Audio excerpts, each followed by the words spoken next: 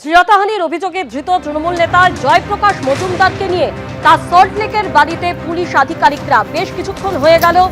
জয়প্রকাশ মজুমদারের সল্টলেকের বাড়িতে পুলিশ আধিকারিকরা পৌঁছে গিয়েছেন। তারা আশেপাশে প্রতিবেশীদের সঙ্গে যেমন কথা বলছেন এবং বিভিন্ন বিষয় তারা খতিয়েও দেখছেন, তথ্য প্রমাণ সংগ্রহের চেষ্টা করছেন পুলিশ আধিকারিকরা। বেশ কিছুক্ষণ হয়ে গেল শ্লীলতাহানির অভিযোগে ধৃত তৃণমূল নেতা জয়প্রকাশ মজুমদারের সল্টলেকের বাড়িতে পৌঁছে গিয়েছেন পুলিশ আধিকারিকরা।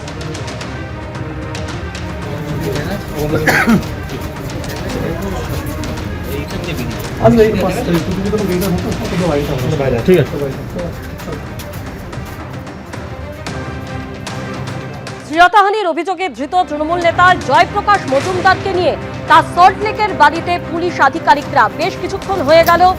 জয়প্রকাশ মজুমদারের সল্টলেকের বাড়িতে পুলিশ আধিকারিকরা পৌঁছে গিয়েছেন।